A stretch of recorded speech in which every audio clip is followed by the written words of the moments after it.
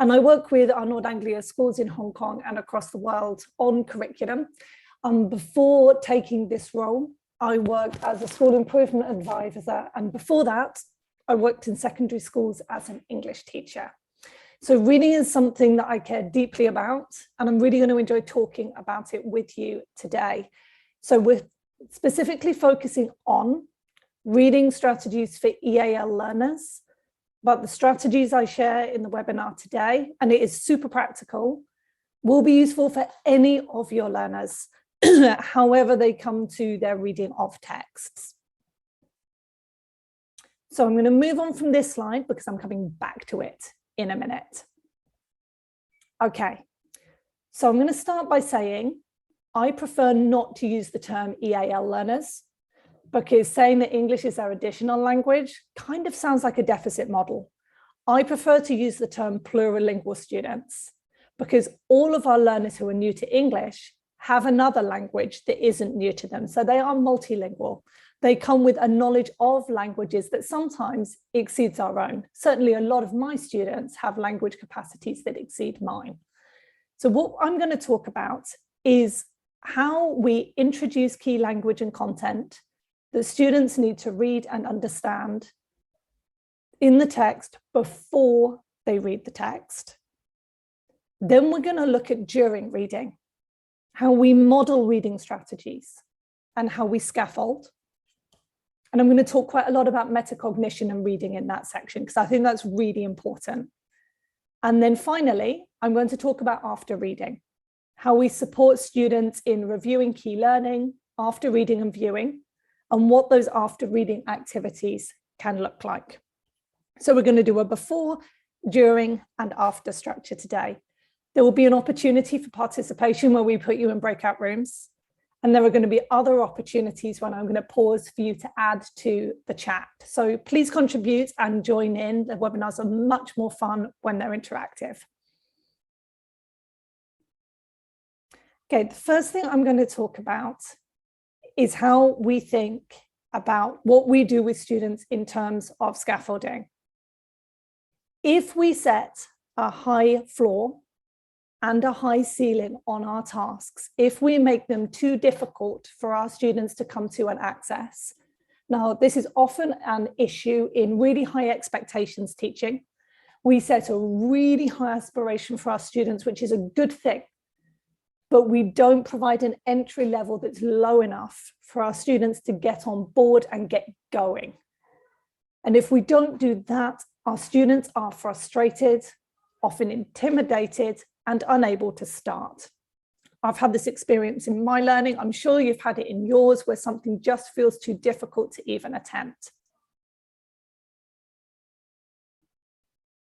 If we do the opposite and we make something too easy, and then we limit where students can get to, so thinking a simplistic worksheet or a task that only asks students to complete a certain amount, then we are setting a low floor and a low ceiling. And the issue is that if we do this for even our students who struggle in a particular area, we don't necessarily give them the room then to go further. So they will be underserved, bored, and not be able to reach their potential. Now, we all know about these issues, and we've all had times in our classrooms when we realize that we've set the bar too high to start, or we've left our ceiling too low for our students to be able to push further because they can do more than we realized that they could. What I'm going to talk about today are setting tasks for your students which have a low floor and a high ceiling, which are easy for all students to access, regardless of their language ability, but give them the potential to go further, and also give students who have varying levels of language needs, and I'm sure you are in classrooms where you have students with varying levels of language needs, I think we all are, then they will be able to go further and push up to a higher ceiling and reach for the more difficult and complex skills. So these low floor, high ceiling tasks are the ones that we're aiming at. I'm going to talk about how to do these today. Okay, so we're going to start with before reading. how do we set up classrooms and tasks in our classrooms where we enable students to come to the content of the text in a way that feels accessible before we introduce even quite challenging texts to them. So here is my example of a before reading task. I have a series of words on my screen, and the idea is this. My floor is quite low. I've pulled out a lot of different words for you here, and you might not imagining you're a plurilingual learner. You're coming to English relatively recently. There might be some words here that you haven't had an opportunity to read before. So we might spend a bit of time talking about what those mean and thinking about it. If you are a student who's very familiar with these words already, then I want you to think about the connections between the words. So how do they relate to each other? Can anybody tell me how unpredictable and fossil fuels might be connected? What do you think the link between polar animals and habitat might be? And I want you to do some inference here, some prediction. If you're a student that comes with a knowledge of context, so Esther in the chat comes to this task already with a knowledge of global warming and thinking about global issues, I might ask her to start thinking about how more of these words can be used to put together an explanation about that topic, which could use some of the key vocabulary here to share with some of her classmates. So I've got multiple levels of differentiation here, and I can get my students to come in at whichever point meets them. This is also an extremely easy task for you as a teacher to set up. You've just put some words on a page. And if you model the different ways that this can be approached, your students can come to it any way that they want to. Okay, anybody got any link ups between these? We don't always get a lot of chat in these webinars, but if you want to unmute and tell me what connections you think you can make or how you think your students can do it.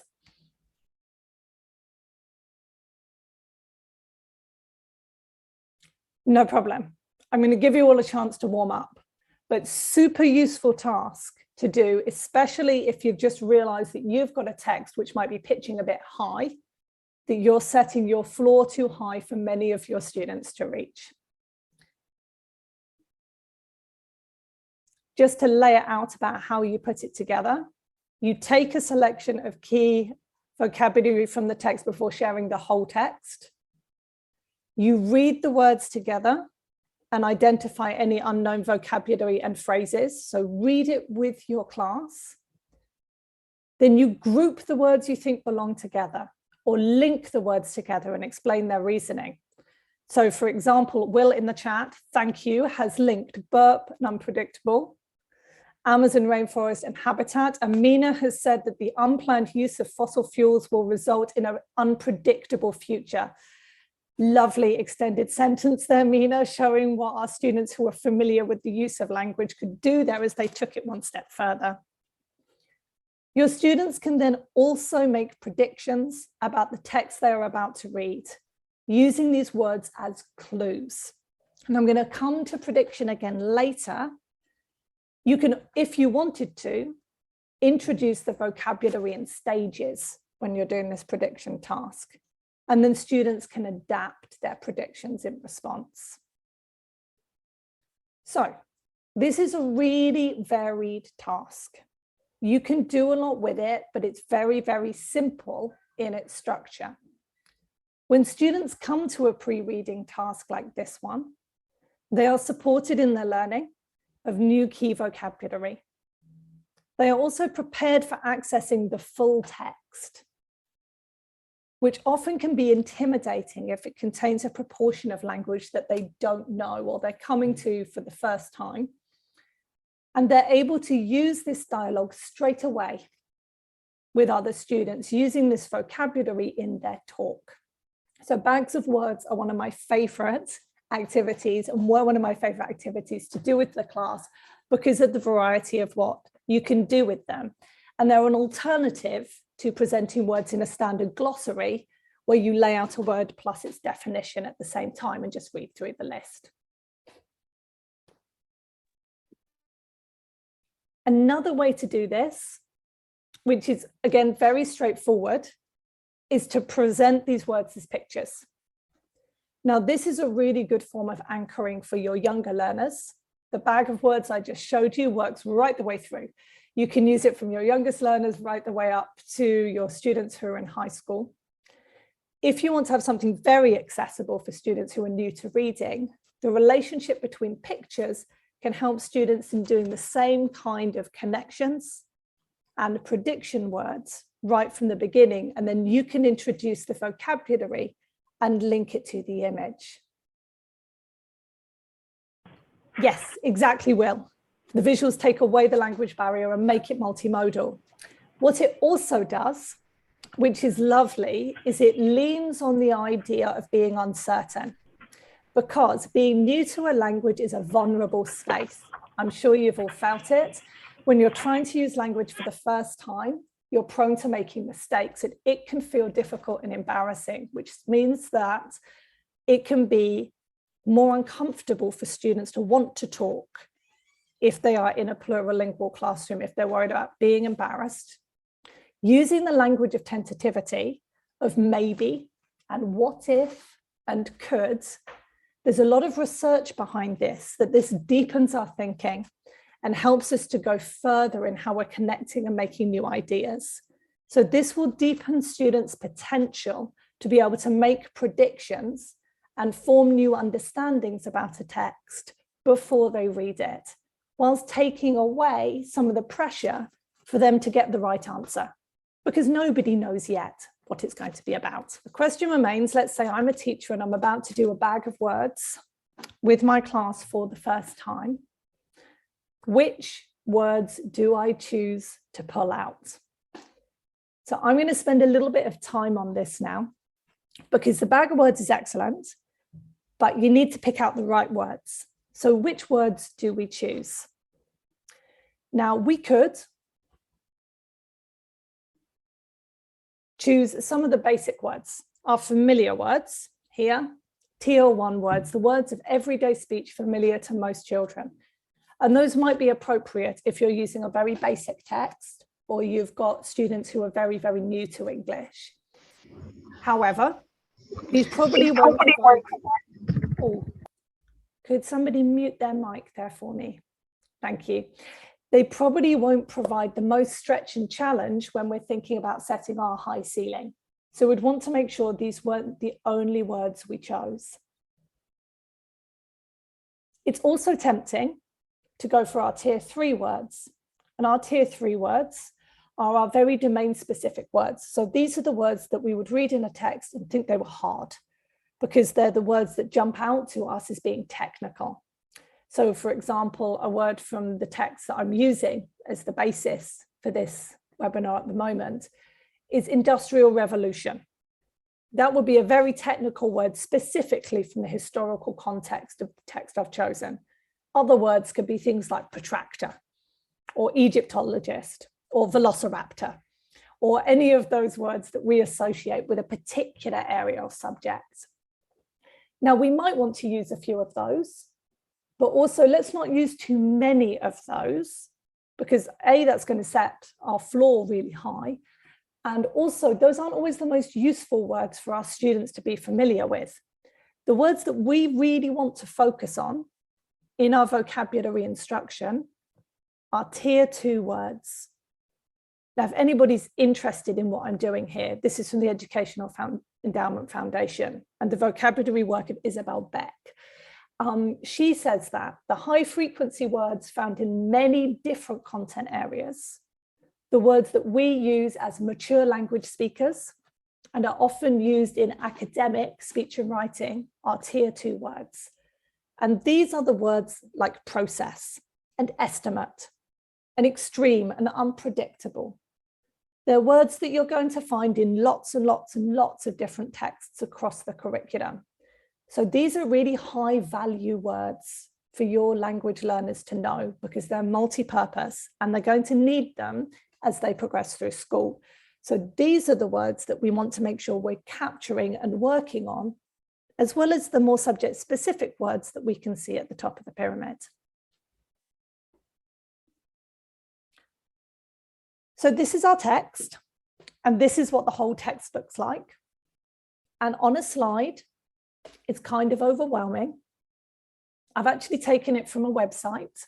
It's from National Geographic Kids, because even website reading needs pre-prep. As you can see, if I shared this straight away with my class, or even with you, you'd be like, whoa, that's a lot on the page. And so we're going to need to break this down a little bit. So what from this are we going to take? Do I know as a teacher which bits are going to prove a challenge for my learners? And the answer is, until I do some work on it, probably not. So doing this piece of work was the thing that moved me most in my teaching, from being an okay, good teacher of English to really meeting my students' needs. And I actually found it, I wasn't working with EAL learners at the time, I was working with learners who struggled. And I found that doing the pre-work on trying to look at the text through their eyes really, really changed how well I was able to meet their reading needs in the moment. So what I'm going to share with you here is called the Ready Reckoner, and it's from a reading theorist called Wayne Tennant. And this is how he suggests we come to texts before we teach them. So what you do is you take 100 words from your text, or you can do this a few times with different 100-word sections if you're using a very long text. We're using a relatively short text, so we're just going to take 100 words. You identify in that 100-word section the difficult words, and also, this is crucial, the difficult language features, things like idioms and metaphor that might not be clear, and the concepts, the things that your student might have no real world knowledge of, like in the Industrial Revolution that I just talked about there. All three things will be a barrier to understanding. You pick out all of the words, language features, and concepts, and you add it up. See how many you get. If you get 95 to 100, words are okay. So you add them up, take it away from 100. So if there are only 5 things that my students will struggle to understand, this text is not hard enough. My floor is too low. It's not going to challenge them, really. I need to choose something a bit more difficult. If there are 5 to 10 words per 100, then my students won't understand. The text will present a reasonable amount of challenge, and my students should be able to read it independently, but I'd need to check they've understood it. If there are more than 10 words, language features, and concepts, then my students will not understand. They will not be able to read this on their own. That floor is too high. So I'm either going to need to simplify that text or do a lot of pre-work on the language ahead of time, like the bag of words I showed you at the start. So let me show you what this looks like. And then we're going to have a go ourselves. This is the participatory task we're going to do in a minute. So this is what it looks like for me. This is my first 100 words from that website about climate change. And I'm imagining my class in front of me. And I'm taking an average, really. I'm saying roughly what might they or might they not understand. I could do it for each individual learner, but it would be extremely time consuming. So I'm just going to do it for the class in my mind. As I'm reading through, I'm like, okay, at the start, climate change is a concept my students might not be aware of. So I'm going to mark that as green. Global warming might be as well, depending on the needs of my class, but I've left that one for the moment. Is the process. Process is probably a difficult word. It's tier 2 vocabulary, and I don't know if they're going to be familiar. So I'm underlining that in black as a difficult word. Heating up. Science estimate, tier 2 vocabulary, I'm picking that out. That since the Industrial Revolution, new concept, I don't know if they know what that is. I'm going to have to teach them that. So I'm going to mark that in green. Human activity has caused the Earth to warm by approximately 1 degree C. While that might not sound like much, It could mean big things for people and wildlife around the globe. I don't know if they've come across that way of talking about the world before. I'll mark it just in case. Unfortunately, rising temperatures don't just mean we'll get nicer weather, if only. If only is an idiom. Do my students use if only? It's a little old-fashioned. I'm not sure if they'd know it. So I'm going to mark that as a language feature that might be unfamiliar.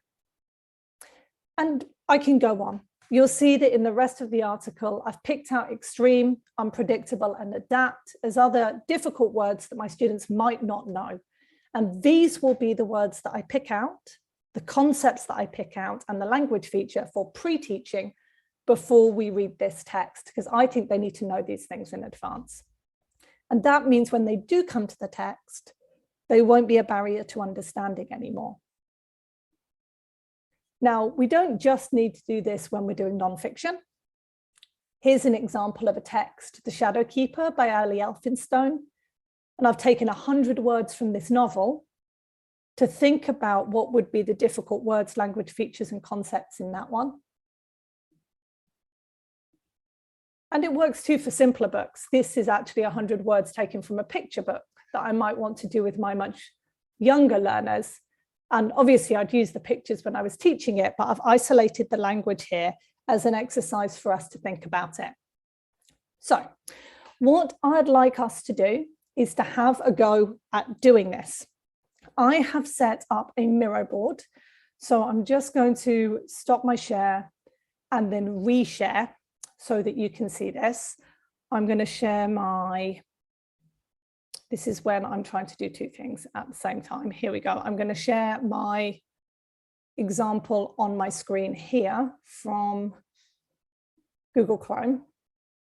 So what you can see is I've got a Miro board here. Just go up. There are lots of different examples of this. Let's go into group 1. On the Miro board, I've put these two extracts, extract 1 and extract 2. And we're going to put you into breakout rooms.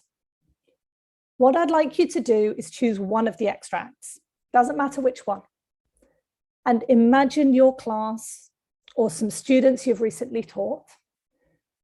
Think about, in this extract, what are the difficult words, language features, and concepts? And you can go onto these and highlight them in bold. You can underline. You can make them different colors. And then once you've done this, I want you to add up how many you get. I want you to see how many you've got and take it away from 100 and see what the score is. And then we'll come back and share our scores afterwards. Any questions before we put you into the breakout rooms?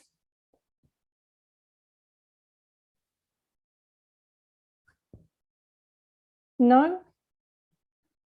Please unmute if there's anything you want to ask before we start.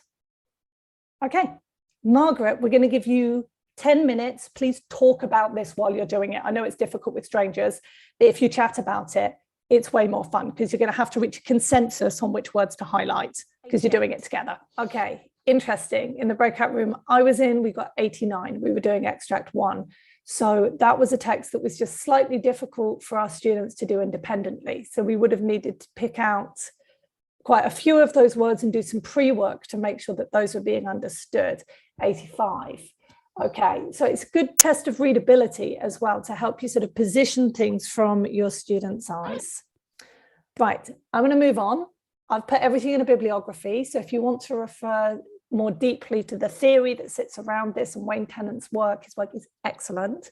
And I'll provide those references at the end. Okay. Just a little bit around the research for vocabulary development and why it's important to focus on it in advance. There is a really strong relationship between vocabulary, reading comprehension, and academic achievement. We need to teach implicit and explicit vocabulary instruction, so exposure to words and active teaching of them. What stuns me is that learners will need to see or hear a new word in context at least 15 times before it enters their mental lexicon, before they can pull it out and understand it at moments of need. And learning words as part of a chunk of information is more effective than just learning lists.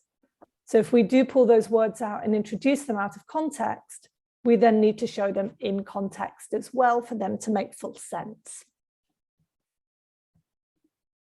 Okay, as a summary, before reading, vocabulary instruction in advance, also introduce unfamiliar contexts and concepts. Those will be just as much of a blocker as the words themselves, and introduce new language features, familiar words used in unfamiliar ways, like the sun stretching out towards the horizon in the text that we just read. I'm going to move to during reading here. So we're not going to do another breakout task for during reading and after reading. I'm going to do it with slides, but please participate in the chat because I'm going to pause and allow opportunities for that. Okay, so I'm going to turn now to the reading theory from Daniel Williamson, who's really big on the importance of background knowledge and what it lends to comprehension. So I've got a statement at the top here. I didn't even order that book, but the postman left it on the doorstep in the rain, so now I am stuck with it. We have two key concepts in this sentence that I'm presenting you here with. One, that I don't want the book. Two, I have to keep this book. Why? I don't want it, but I've got to keep it. Now, your knowledge, your inferential knowledge of the real world is going in between these two ideas that's shared in that statement. Could you pop in the chat why I need to keep the book? No, it's not free. I paid for it. It's too much effort to send it back. It's now wet and damaged. It will support a course that you're studying. Okay, we can't return it. That's interesting. We can't return it after the mailman left it in the rain. Great. There are two key concepts here. Books are ruined when they're wet. We know that paper disintegrates in water. And also, and your students might know that already, but shops don't allow the return of ruined merchandise. Now, when we read that sentence at the top of the page, we understand both those concepts and we bring those to the reading of what we're doing there, or the words that we're reading there. If our students don't have that background knowledge, that quite simple sentence at the top of the page doesn't make sense. Similarly, this one, the test was a breeze and I finished it in 20 minutes. I went home early. What are the key understandings that underpin our reading process here? Because students may not know the sense making that we're doing underneath reading these words. So while I'm reading, if I make my thinking visible, it looks something like this. The test was a breeze, and breeze can mean two things. Breeze can mean it's windy, or breeze can mean that something is easy. It's an idiom, and I've got both of those in my head at the same time, but I'm leaning towards easy. And that's supported by the fact that that 20 minutes is pretty quick for a test, so that is probably easy.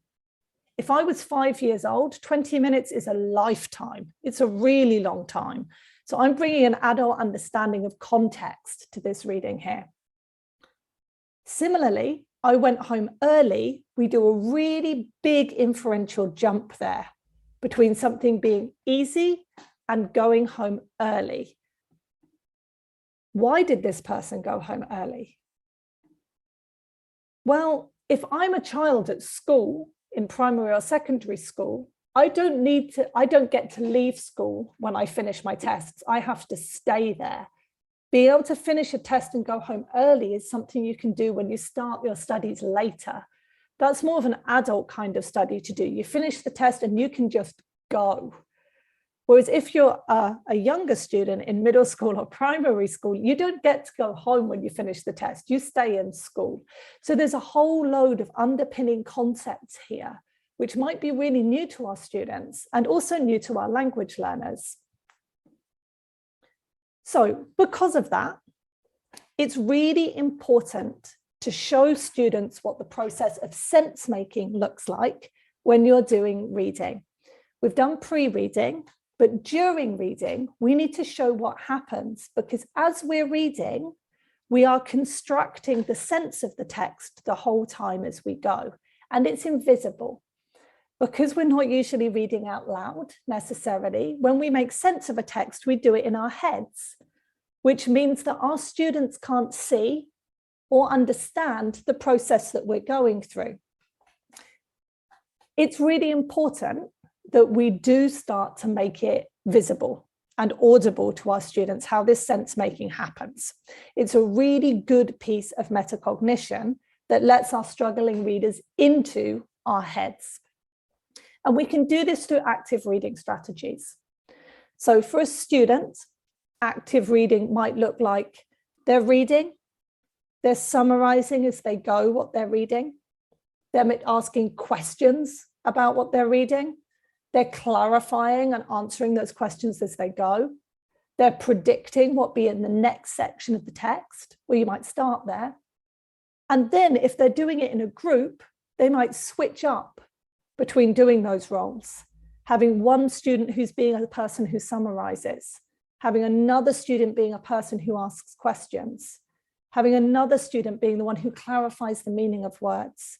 But all of these things happen in the moment when you're reading a text. As a teacher, to make it more obvious how to do this process, we need to make these strategies on the left explicit. That as we're reading, we're constantly asking questions to ourselves. We're always trying to clarify the meaning of the text and what certain words mean and why. We might simplify a text or scaffold a text if needed. We might modify it. We allow time for talk, and we make sure that all of our students get a chance to contribute when we're making sense of a text as a class. A really good way to do this is with reciprocal reading strategies. So before you do any kind of activity around a text, before you ask students to do something with the information, spend some time on the sense making and the comprehension of text. Again, this was something that was really groundbreaking for me. I realized that I would often hand out a text and just ask students to read it and go. So here's the text. I want you to read the text and I want you to annotate. Or you're going to read the text and I want you to put it into a diagram. And I wouldn't set up the reading, the comprehension, as a separate section of time and space. And that's the important part, because that's when the real sense making happens. Now, a good way to make this a spoken activity, which is collaborative and supports our plurilingual learners, is to use reciprocal reading. So you put students in groups of 4. You make one the person who's doing the predicting, or actually running the predicting. So they ask other students for their predictions. Another a student who organizes the questioning. So they get the group to identify questions about the text. Another student leads the clarifying. What do particular words mean and do we know? And another student summarizes the contributions and the sense of the text so far. Now, these strategies come from the work of Palenskar and Brown, who are leading thinkers from their research, not only in reciprocal reading, but also in the value of metacognition when reading texts. And as we know, metacognitive strategies when you're reading text, so being able to think about your thinking and know how to use strategies for sense making, are one of the things that can add up to 8 months worth of additional learning in the year on top of what you're already doing in terms of student progress. So we're going to do one together, just super briefly. If I was going to do this with a class, I would want to make sure that I modeled this together and did it as a class first. So we're going to do that now before I try to set up any group work. But I want to allow plenty of time for us to learn how to use these strategies together before we go off and do it on our own. So I've got an article here, and the title of it is Food Aid, Face Masks Dispatched to Bali, the 75,000 Flea Volcano. And we're going to do some prediction before we start the text. So my first prediction is that aid is, I know that this is an article about people needing some help and support. I also know that this is going to be an article about things being sent from somewhere else, because I know that's what dispatched means. It's like posted. And I also know that the people in Bali are frightened and panicked, and this article is going to be about that because they're fleeing, and I know that flee means they're going to run away. Has anybody else got any predictions about what this might be about? Okay, I'll keep going with my next strategy for now, but if you want to pop some things in, you can. Okay, Jessica says there's going to be an eruption. There's a major natural disaster, a volcanic eruption. Good guess. Okay, and love that we're using the word eruption. That might be something that we draw on in our lesson with my plurilingual learners. Okay, great start. So now here's the article, and I'm going to move on to clarification here. So I'm going to look through, and I've read this out loud. We don't have time in the webinar now, but with my class, I'd read it out loud, and I'm going to clarify. I'm going to tell my students this is the strategy we're using. Clarifying that rumbling, I know that means that something is about to erupt. And a potential blow to the country's lucrative tourism industry is a very complicated phrase. So I'm going to pull that out and say, I know this means it's putting off tourists. People don't want to go. And why might they not want to go? Well, if there's a volcanic eruption, it might be pretty dangerous. If we move on to questioning, we can ask questions about words like resort hub. Why is it a hub? What does that mean? It means it's like a wheel, right? So we'd need to draw that out and talk about it. And then we get to the end, they've sent 640,000 face masks. Now, this is a pre-COVID article, actually. So we know that face masks mean that, right? But before COVID, my own personal context for a face mask was more spa day than volcanic eruption. And so in my head, I had the misconception of this, and I was like, a lot of face masks. Why are they all using so many face masks? Are they particularly stressed? Do they need to relax? And that misconception in my head was a really good thing to surface, because that happens all the time when we're reading. We make one set of sense making, and then we have to replace it with something else when we realize we're using totally the wrong frame of reference. So going through and sharing that with our students can be really useful, and I'd want to model those strategies first. Because as students become fluent in using these strategies themselves, they become better readers. If you want to structure that process even further, you can do it as margin notes. So you can prepare a text in advance that has questions written down the side of it, or ask students for predictions at certain points. And that can be a really good way to anchor these strategies as well, to being something that students can do more automatically when they're coming to a text. So in summary, during reading, focus on modeling the process. Show your students what happens when you read things. Try and make your thinking visible, and provide plenty of time for comprehension and sense making before you ask students to do something with the text. Now, as you can see, in my reading lesson, which we're in now, we've done some pre-reading, we've done some actual in the moment reading, and we're quite a long way through. And we haven't done a task with our reading yet. And yet, when I was in the classroom, I often went straight to that point, this end point that I'm getting to in the webinar, which is the after reading, what we do when we've already made sense of the text. And that's where we're going now. So after reading is your opportunity for directed tasks. So it's further deepening your understanding of what you've read with directed activities. These go beyond comprehension, and we ask students to do something to show a deeper understanding and interpretation of the information that they've got. They challenge learners to engage further with the texts. So you've probably done quite a few of these already.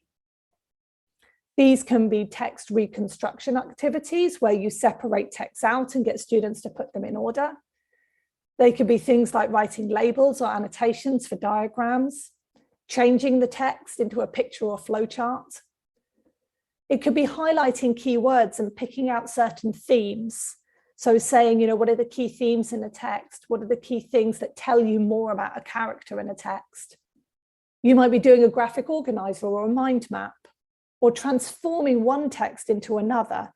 So writing a letter from the point of view of a character, or creating a storyboard about what happened. All of these are really useful tasks to deepen student understanding, but you can only do them once they've made sense of the information. What's also quite nice is if you're taking a directed activity like this one, is to build it into a talk context as well. So if I've got a student who is plurilingual and relatively new to English, I might want to provide my key vocabulary again and ask them to create an explanation from what they can see here on this visual. Then once they've created it, they talk it out with a partner. And then once they've shaped it, they share it with another group or the room and present it to them. And in doing so, recreate the text through talk. You can even get the students to read the text in advance, go back to this, and then recreate the text with talk afterwards as a way of making sure that their understanding of these concepts is fully anchored. Graphic organisers are also a really good way for students to pick out key information and the structure of a text. I've taken this from the British Council, so a shout out to my reference there. But if you want them to understand the core underlying principles of a cycle, or the overlap between characters or between concepts, to take what they've read and reduce it down to key principles, this is really useful. And again, if you can turn it into something that is then communicated to another student through talk, this is another opportunity to anchor that vocabulary, understanding, and learning. What I would say is if you're doing a new activity that students haven't come across before, with quite a lot of new vocabulary about a new area of study, a new concept, this will squash them. If you're doing a new concept, keep as much of the language familiar to start with and use an activity you've already done before, or keep the concept relatively familiar and introduced a lot of new language and a new activity. But when we're dealing with the cognitive overwhelm of students who are already finding a lot to learn in our classrooms, it helps if we're thinking about how much new stuff we're introducing at one time.